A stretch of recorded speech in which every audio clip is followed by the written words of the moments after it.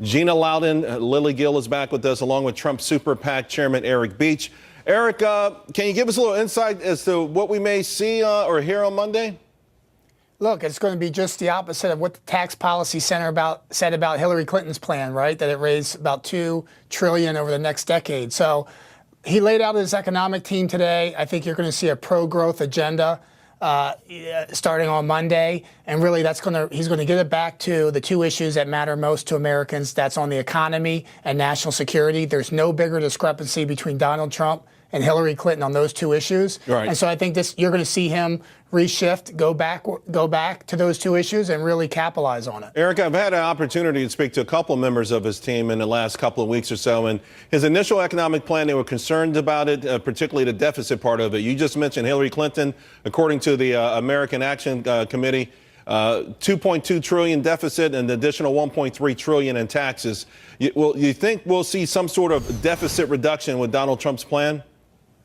I do. I mean, look, that is what Americans really care about. I think they care about two things, reducing the deficit, but as well as, increasing our jobs. And just like you said in your opening, or you had Donald Trump in your opening, we have jobs going overseas. We're outsourcing our jobs. Hillary Clinton is going to continue the status quo of the Obama administration. And that's, really job deletion, Gina, not job growth. Gina, you're out there near Silicon Valley. There's no one from Silicon Valley on there. There's no one from labor, which would have been a smart move. Maybe to get one, because a lot of union folks want to vote for Donald Trump. And so what do you make of this? I mean, it's really heavy with the real estate guys and the hedge fund managers. Yeah, well, this is the thing. Donald Trump's list reads like a who's who out of Forbes magazine. I mean, these are people who have actually dealt with companies, actually built companies, actually created jobs, and done that without using taxpayer money, which I don't think Hillary even knows anyone who's ever done such a thing. And you look at the $19 trillion debt that Obama and Hillary have accumulated, and they have teed this up for Donald Trump to hit a complete home run on Monday. Because if you take the numbers they give you, they're so skewed, Charles. If you have a drug, for example, that kills 90% of the people they use it on, that's not a success. That just because those people aren't sick anymore, they're dead now. You can't use those kinds of numbers and fool the American people anymore. And one more thing, Charles, black families especially have been hit hard. I haven't heard Hillary address this whatsoever. I hope Donald Trump will. Numbers for participation in employment under Obama for black families has staggered around 60%. Their wealth accumulation is down. Their home ownership is down. When is Hillary going to address these issues she thinks she owns? She did remark today that she had a lot of black friends. Lili, you're a very successful businesswoman and you travel a lot. What are you looking for the plan? What are you hoping for?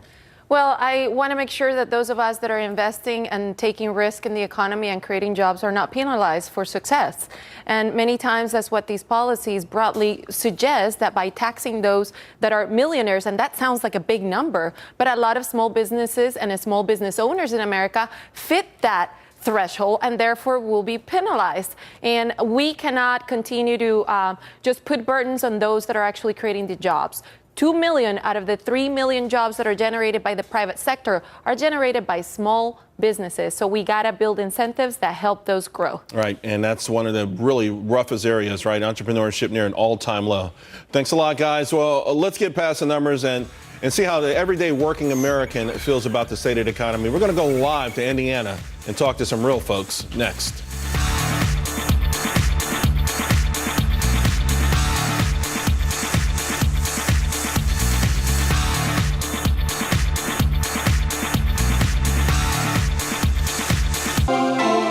Gaviscon is a proven heartburn remedy that gives